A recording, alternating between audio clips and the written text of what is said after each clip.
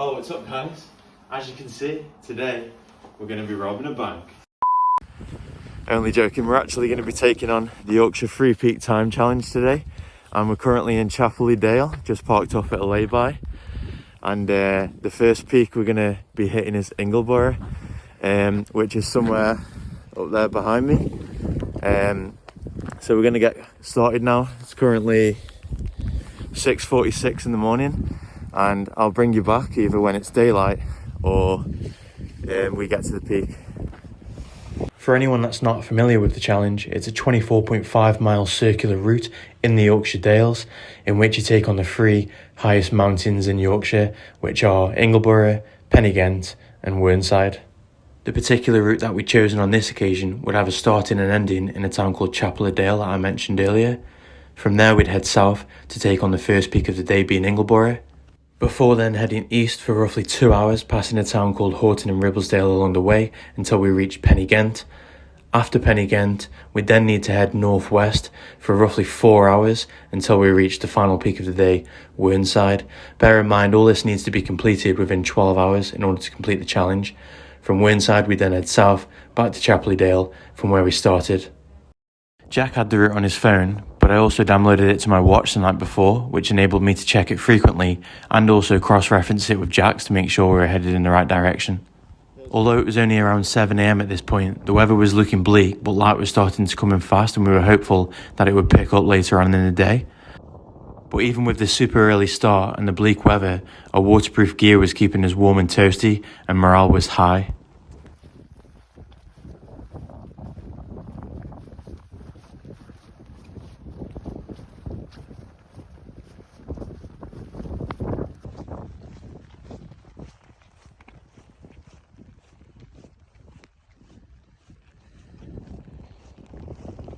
The route so far had been relatively easy, with most of it being flat, but we knew that things would soon change, with Ingleborough having an elevation of 723 metres and being the second highest mountain in Yorkshire.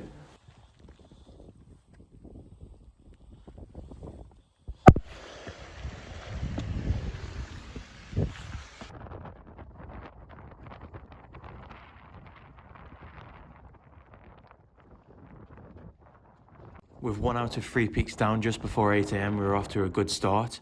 We took a second to compose ourselves and find out which direction was east, because as you can see, the visibility was pretty much zero, and we wasted no time cracking on towards the second peak.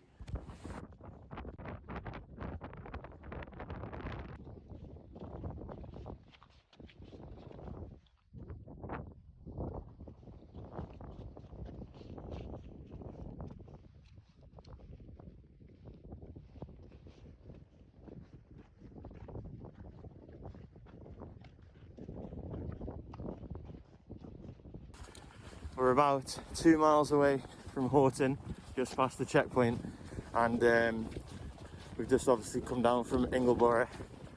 The weather's been bad, to be fair, but it's laid off a bit now. Still misty, like foggy, but Not been good weather at all today. yeah, but it's not too bad. It's not heavy rain. It's not The hill yeah. going up to Ingleborough has been an absolute nightmare. It was dead slippy. Felt like heart was going to fly out of our chest. Yeah. It's tough on that hill from Dale? Yeah, Chapel Dale, yeah. Yeah, it was tough. It was like a reality check, because it was like going 0 to 60 straight away. With it being not far from there for the first ascent, it was tough, but yeah, we'll catch up with you a little bit down the road.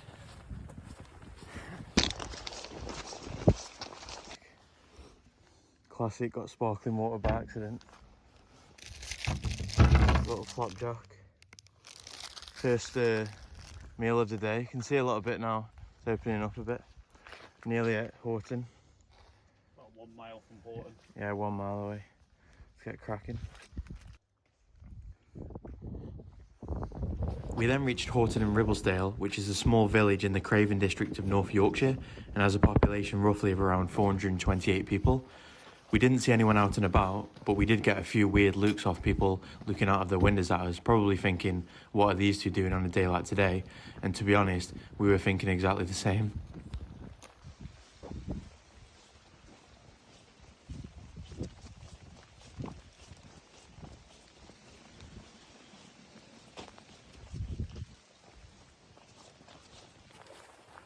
Just left a place called Ribblesdale and we're heading up to Pennygent.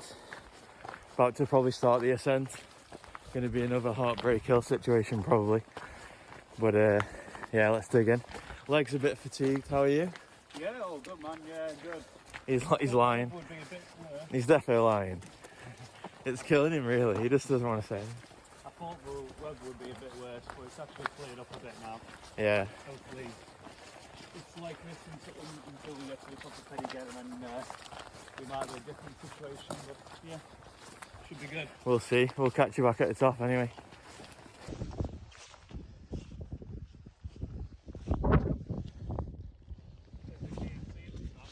Is it? Nice. We have a boneless banquet meal.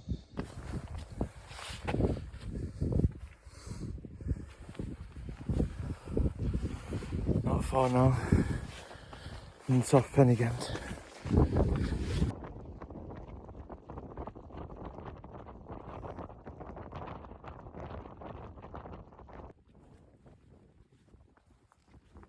After reaching the summit of Pennygent just before 11 AM, we now had to find out which way was northwest from there and start the 4-hour hike all the way over to Whernside.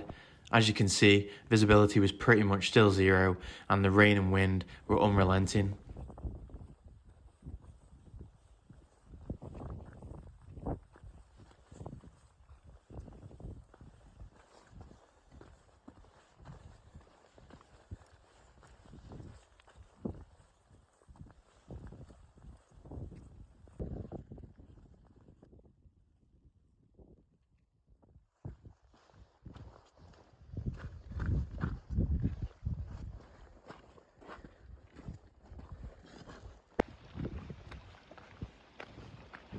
During the 4-hour slog from Pennygent to Whernside, I remember this being the toughest section mentally. The demons started to creep in, my legs were aching, knowing that I had miles to walk and it was going to take hours before then having to climb a mountain and then work all the way back to the car. I also felt bad for Jack because he was out in front and every now and again he'd stop and wait for me to catch up and I felt like I was letting him down. We've been plodding along now since Pennygent for over an hour. Just nothingness for miles. Still got a while to go. Currently showing just under 9 miles on my watch. We're getting a bit wet now, feet are getting wet. It's getting in through coats, trousers, and I need to eat some food in a sec. But we're gonna plod on.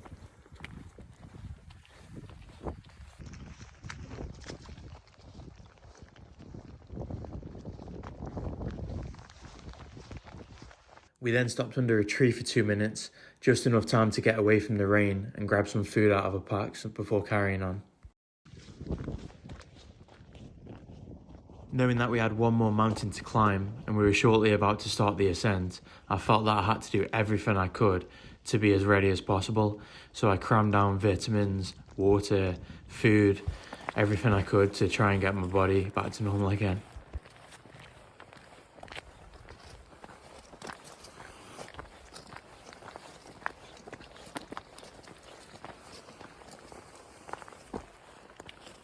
Just behind me now is the Ribblehead Viaduct. Construction started in 1870 and it opened in 1875. The total length of the viaduct is 400 metres and it stands at 104 feet above the moor. That many railway workers actually died during the construction of the viaduct that the railway paid for the expansion of the local graveyard.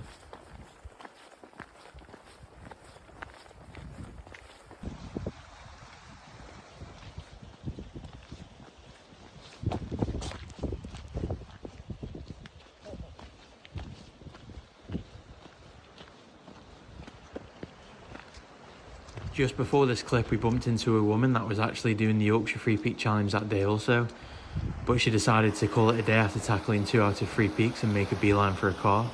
She let us know that the route was flooded up ahead and it would probably be best to go around the outside and try and find a narrow point where we could cross instead of going through the path.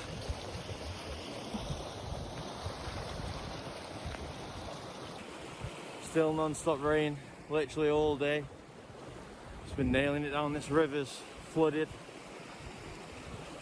Literally, Jack went up to have a look, see if he could find a place to. Jack went up further. Jack went further up just to have a look, see if there's a place to cross. But I just jumped across there, basically. Come on, son. Hey.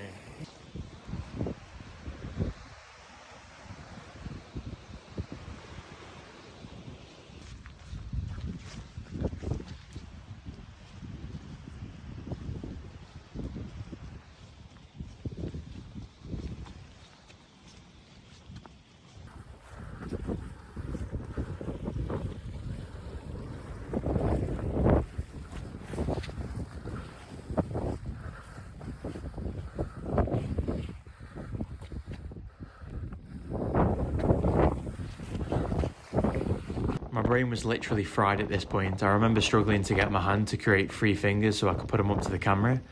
All I needed to do now though was get myself from the top of Whernside all the way back down to Chapley Dale where we started.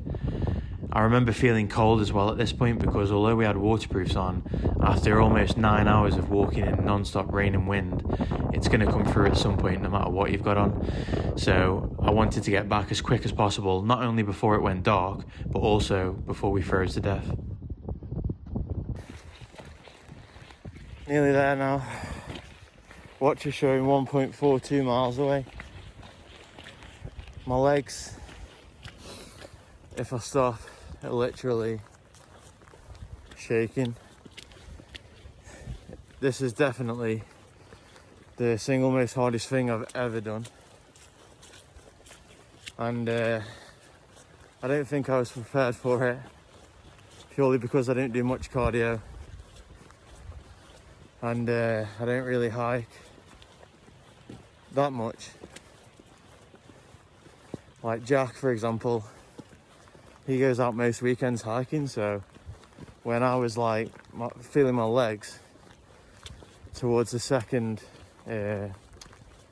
mountain, Jack was absolutely fine, truthing on. Well, I just can't wait to finish and get in a nice warm car. Just to touch on the last clip, I'm currently in the process of switching fitness goals. For years I've been training primarily focusing on strength and size only, but now I'm focusing more on dropping my overall body weight by lowering my body fat percentage and also focusing on real world exercises such as upping my cardio and bringing in functional movements to allow me to be more agile in real life situations.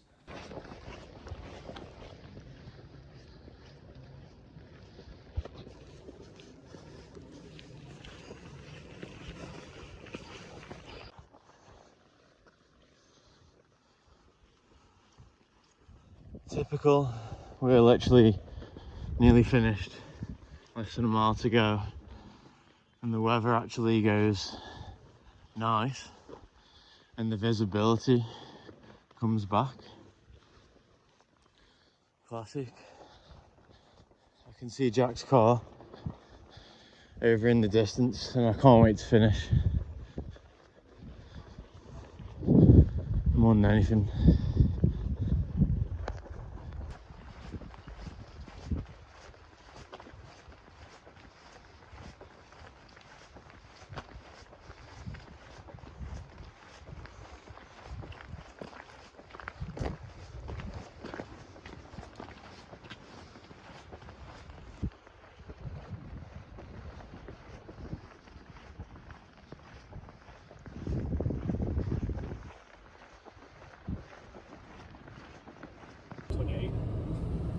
Just on the way back to Jack's now.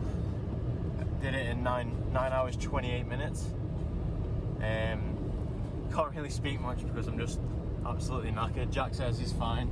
Yeah, I feel alright, just cold and wet. I think he's lying. But anyway, my feet are like shaking if I stop. My feet are sore. My legs, are shaking if I stop. My feet are sore, especially my right one. We're literally both wet through. We did obviously have waterproofs on, but they only go so far when you're walking. It didn't help. Yeah. Didn't help. 9 hours of constant rain we've had. Yeah, it's been a joke. Couldn't have had worse weather, to be fair. It's been that bad. I lost my beard on the way because of the wind. But yeah, I'm going to sign out. So if you've enjoyed the video, don't forget to like and subscribe and leave a comment, because I do like reading them. And I'll catch you on the next one. Oh, follow my Insta. Yeah, follow Like Jack Wilson. Yeah, I'll leave his Insta in the bio. But yeah, I'm gonna go back now, have some pizza, let my legs shake to death, and I'll show you the sun now, because it's like really good. I remember on the drive back to Jackson, once we got to his, I felt really emotional. Not because I was sad or anything. I think it was just an accumulation of everything that we'd been through in that day. But yeah, nice sunset to end the day. Thanks if you made it this far. I appreciate you watching, and I'll catch you on the next one.